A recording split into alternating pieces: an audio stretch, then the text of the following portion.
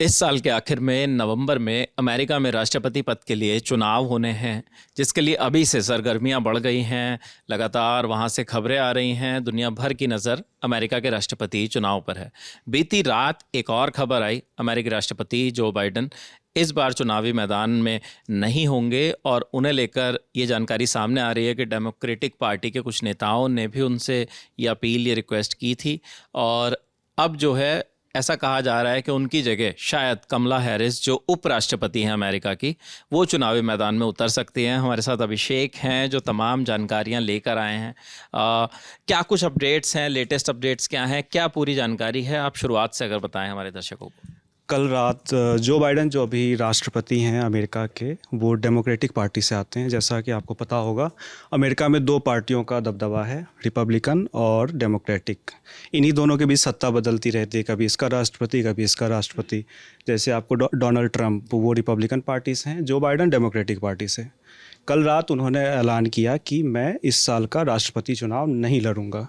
ये आपको अगर मैं बताऊं तो पिछले 50 सालों में पहली बार हुआ है कि जो निवर्तमान राष्ट्रपति, यानी जो अभी सिटिंग प्रेसिडेंट है, उसने री इलेक्शन के लिए अप्लाई किया हो और अपना नाम वापस लिया हो। ये सिर्फ दूसरी बार हुआ है। 1968 में लिंडन जॉनसन हुआ करते थे।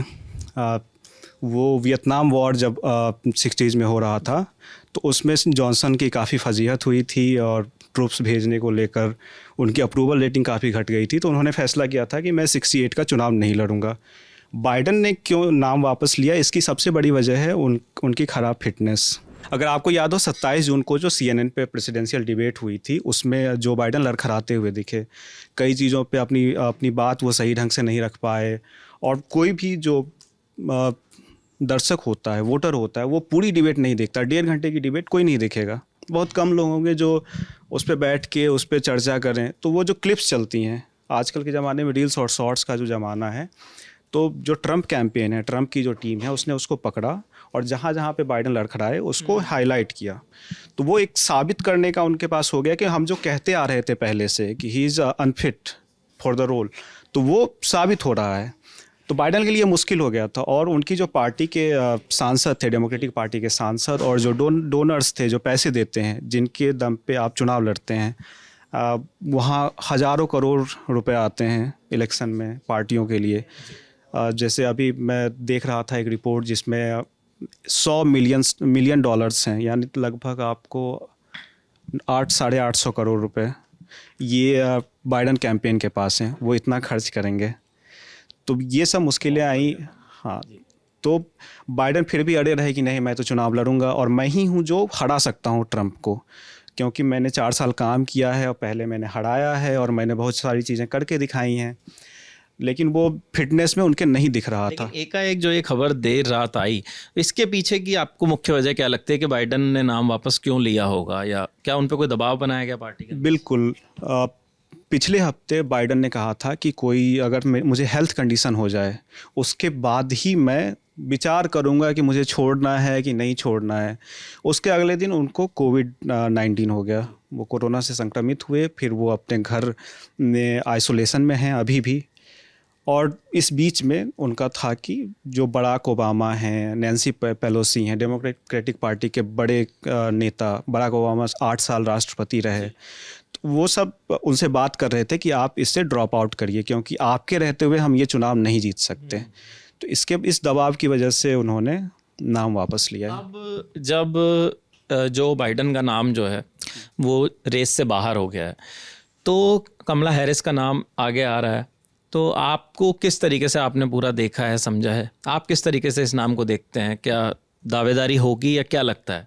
बाइडन ने जो अपना एक नोट लिखा है लंबा, उसमें उन्होंने अपनी सबसे पहले अपनी सरकार की उपलब्धियां गिनाई कि हमने नेशन बिल्डिंग में इन्वेस्ट किया, वॉर वेटरन्स के लिए स्वास्थ्य सुविधाएं लाई, बुज़ुर्गों को दिया, मेडिकल सर्विस दी, और पहली बार किसी अफ्रीकन अमेरिकन महिला को उन्होंने सुप्रीम कोर्ट में नियुक्त किया। जो कमला हैरिस हैं वो इंडियन मूल की हैं, उनको उपराष्ट्रपति बनाया। पहली बार हिस्ट्री में, अमेरिका का इतिहास अगर आपको याद हो, 1776 जब वो आज़ाद हुए थे, 4 जुलाई 1776, तब से अब तक लगभग 45 से ज़्यादा राष्ट्रपति हो चुके हैं, आज तक एक भी महिला राष्ट्रपति नहीं हुई हैं। और कमला हैरिस पहली महिला उपराष्ट्रपति हैं अमेरिका की। तो उन्होंने उपलब्धियां गिनाई और कहा कि जो मैंने कमला हैरिस को चुना था वो मेरा सबसे बड़ा फैसला था और सबसे सही साबित हुआ, तो मैं उनका समर्थन करता हूं। लेकिन कमला हैरिस को नॉमिनेशन हासिल करने के लिए रास्ता कितना आसान है, मतलब उनके लिए थोड़ा मुश्किल होने वाला है। कमला हैरिस अभी सबसे परफेक्ट चॉइस हैं डेमोक्रेटिक पार्टी के लिए, लेकिन पार्टी के अंदर बहुत सारे ऐसे लोग हैं जो चाहते हैं कि हम भी राष्ट्रपति बने, हम भी लड़ें चुनाव। तो अब जब बाइडन ने नाम वापस लिया है तो वो रेस खुल गई है। तो ये जो डिसाइड होगा नॉमिनेशन, ये होगा अगस्त 2024 में शिकागो में नेशनल कन्वेंशन होगा। आपको डेमोक्रेटिक पार्टी का अभी कुछ दिन पहले रिपब्लिकन पार्टी का नेशनल कन्वेंशन हुआ, जिसमें जब ट्रंप को गोली लगी उसके बाद वो पहली बार पब्लिक मंच पे आए और उसमें उनका नॉमिनेशन फाइनल हो गया, यानी ट्रंप रिपब्लिकन पार्टी के उम्मीदवार हैं, वो तय हो चुका है। कमला हैरिस के लिए मुश्किल होगी, क्योंकि अब जो डेलीगेट्स होते हैं, आपको एक मैं सिस्टम प्राइमरी का समझा देता हूँ कैसे नॉमिनेशन मिलता है। अमेरिका में डेलीगेट सिस्टम है, जैसे वहाँ 50 राज्य हैं और हर राज्य में जनसंख्या के आधार पर कुछ कुछ डेलीगेट्स मिले हुए हैं, उसको आप समझ लीजिए वोटर्स के रिप्रेजेंटेटिव। तो वो उसमें वोटिंग होती है हर स्टेट में अलग अलग, उसमें जो भी जीतता है, जैसे 48 स्टेट में है कि जो भी 50% से ज़्यादा या फिर जो सबसे ऊपर रहा कैंडिडेट, जैसे पार्टी के अंदर बहुत सारे उम्मीदवार हैं कि मैं भी, तो जैसे रॉन डिसेंटिस थे, आपको विवेक रामास्वामी थे, भारतीय मूल के ही थे, आपको निक्की हेली थी, तो ये सब बैलेट्स पे आते हैं। ये रिपब्लिकन पार्टी, एक पार्टी का मैं प्राइमरी बता रहा हूँ, तो उसमें होता है कि जिनको सबसे ज़्यादा डेलीगेट्स मिले, सबसे ज़्यादा वोट मिले, तो उस राज्य के सबसे सारे डेलीगेट्स उनके हो जाते हैं। तो जो डेमोक्रेटिक पार्टी है, जैसे रिपब्लिकन में 2400 के आसपास डेलीगेट्स हैं टोटल अमेरिका के लेवल पे, डेमोक्रेटिक पार्टी में 3949 हैं। जो बाइडन, उनके नाम पे लगभग 3900, यानी समझिए 50 ही नहीं मिले थे, बाकी 3900 वोट उनके थे डेलीगेट्स। यानी तय था कि जो बाइडन कैंडिडेट होंगे, ये लगभग तय था। अगर वो नाम वापस नहीं लेते तो बाइडन ने ये कहा है कि मैं कमला हैरिस का समर्थन करता हूँ, लेकिन क्या वो डेलीगेट समर्थन करते हैं, ये देखने वाली बात होगी, क्योंकि बाइडन फोर्स नहीं कर सकते डेलीगेट्स को कि आप कमला हैरिस को ही वोट डालें। तो अब ये डेमोक्रेटिक पार्टी के लीडर्स तय करेंगे कि कौन इस रेस में आगे जाएगा, कौन कन्वेंशन में नाम देगा। ये अगस्त तक फाइनल होगी। ये अगस्त 20-22 अगस्त तक फाइनल हो पाएगा। उससे पहले कुछ भी ऐसा हम नहीं कह सकते कि कमला हैरिस उम्मीदवार बन ही गई हैं। आपको क्या ऐसा लगता है कि कमला हैरिस के अलावा भी कोई और ऐसा नेता उनके पार्टी का जो नज़र आता हो रेस में? कई सारे हैं, जैसे एक प्राइजकर का नाम आता है, वो ओहायो, मेरे ख्याल से ओहायो के गवर्नर हैं, ओहायो या इलिनॉय के गवर्नर हैं, कैलिफोर्निया के गवर्नर हैं गैविन न्यूसॉम, और 2-3 ऐसे और भी नाम आ रहे हैं सामने, लेकिन अभी कोई खुलकर सामने नहीं आया है। और किसी के पास ये बताने को नहीं है कि मैं अगर केंद्र में सरकार बनाऊंगा, मैं राष्ट्रपति अगर बना, तो मेरा जो विज़न है वो क्या हुआ। लेकिन कमला हैरिस के पास है, क्योंकि उन्होंने बाइडन के साथ काम किया है। और कमला हैरिस के साथ एक चीज़ और भी ये दिलचस्प है, क्योंकि वो लाइन ऑफ सक्सेशन में दूसरे नंबर पर आती हैं, कि अगर पद पर रहते हुए राष्ट्रपति को कुछ हो जाता है। अगर आपको याद हो, 1963 में जॉन एफ कैनेडी राष्ट्रपति थे, उनकी जब हत्या हो गई थी, तब लिंडन बी जॉनसन उस वक्त उपराष्ट्रपति हुआ करते थे, वो राष्ट्रपति बने थे, लाइन ऑफ सक्सेशन में दूसरे नंबर पर थे। इसी तरह कमला हैरिस के साथ है कि अगर बाइडन ड्रॉप अभी अगर वो इस्तीफा देते हैं, जो इन्होंने ऐलान नहीं किया, उन्होंने कहा है कि जो सरकार मेरी बच्ची है, कार्यकाल बच्चा है, वो मैं राष्ट्रपति पद पे रहूँगा, वो काम करूँगा। लेकिन दबाव तो बनेगा ही कि अगर आप राष्ट्रपति चुनाव लड़ने के काबिल नहीं हैं तो आप देश कैसे चला सकते हैं, तो ये मुश्किल आएगी।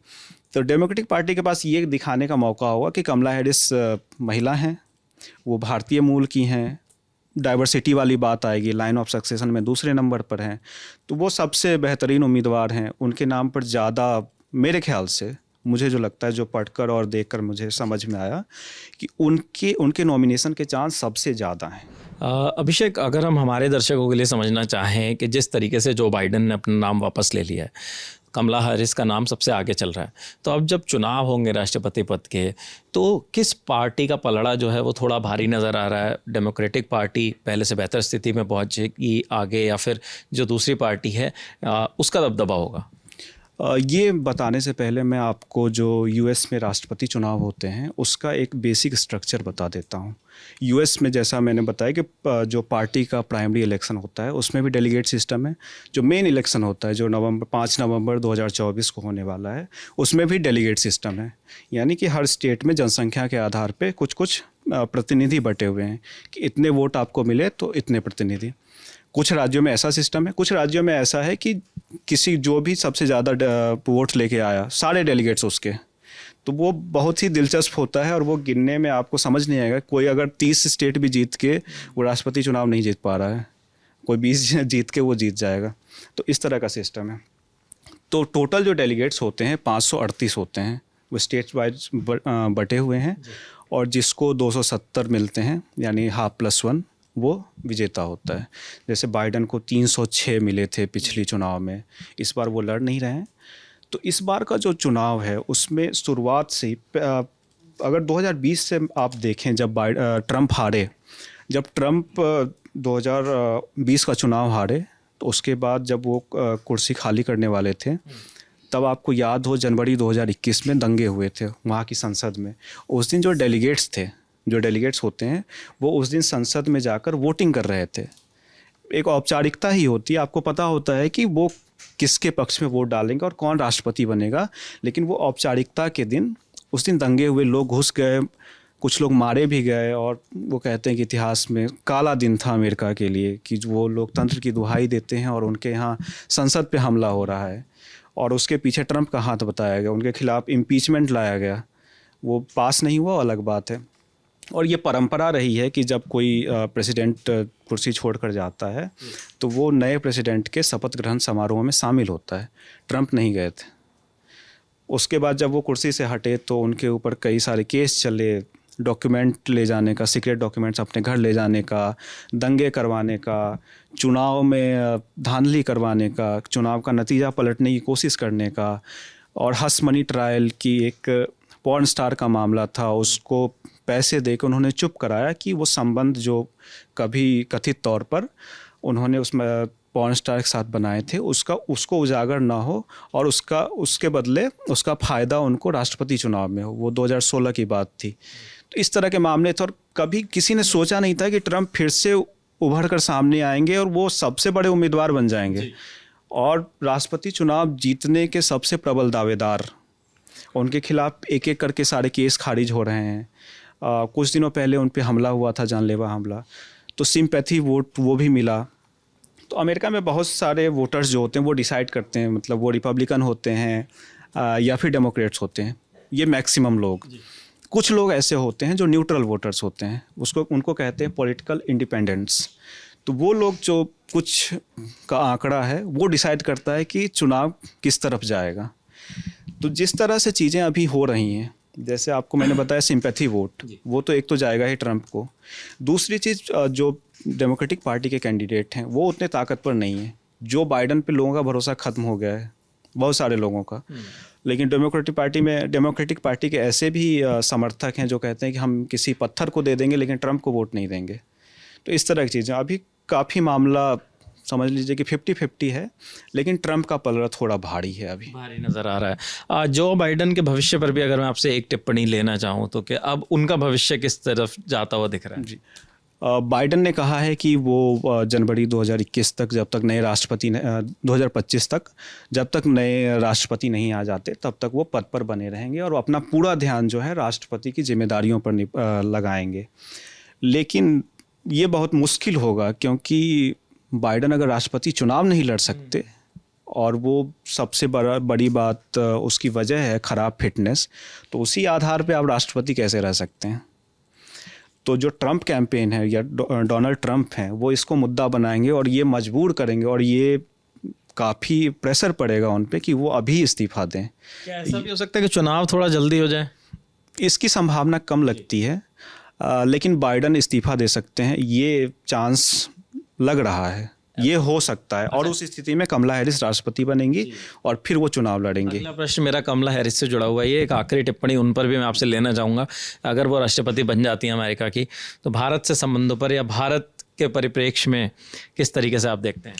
एक चीज़ हम लोग मतलब हमेशा ये भूल करते हैं और क्या उसको कहें गलती भ्रम पाल लेते हैं कि कोई भारतीय मूल का है तो वो भारत के लिए काम करेगा। ऐसा नहीं होता। मतलब अगर इंडिया में वो व्यवस्था है नहीं कि कोई बाहर का आके यहाँ कुछ बन जाए, ऐसा हमने अभी तक चलन देखा नहीं है। तो अगर भारत में कोई जिम्मेदार पद पे बैठे और वो अपने देश के लिए काम करे तो आपको कैसा लगेगा? उसी तरह अगर वो अमेरिका के वोटर्स के वोट से अगर अपनी कुर्सी पर आ रहा है तो वो पहले अमेरिका के लिए काम करेगा, उसके बाद वो भारत की चीज़ें आती हैं, उसके बाद कोई दूसरा देश आता है, तो वो अमेरिका फर्स्ट हमेशा रहेगा। तो कमला हैरिस भले भारतीय मूल की हों, उनकी पहचान पे आप गर्व कर सकते हैं, लेकिन ये भ्रम नहीं पालना चाहिए कि वो आएंगी तो भारत को सब कुछ अच्छा हो जाएगा। वो फॉरेन पॉलिसी पे डिपेंड करेगा, वो यूएस के इंटरेस्ट पे डिपेंड करेगा, ये सारी चीज़ें होंगी। बिल्कुल अभिषेक, तमाम जानकारियां आपको दी कि जो बाइडन ने नाम वापस ले लिया है और कमला हैरिस उम्मीदवार होंगी या नहीं ये भी कब तक पता चलेगा। तमाम चीज़ें इस वीडियो में हमने आपको बताई। अमेरिकी राष्ट्रपति चुनाव को लेकर लगातार हम कवरेज कर रहे हैं। आज के दुनियादारी में भी इस पर हम विस्तार से और जानकारी शेयर करें। बिल्कुल, और अगर आपके कोई सवाल हों तो आप कमेंट बॉक्स में लिख सकते हैं, हम उनके सवाल एक्सपर्ट से पूछकर आपको बताने की कोशिश करेंगे। बिल्कुल, देखते रहिए लल्लन टॉप। शुक्रिया।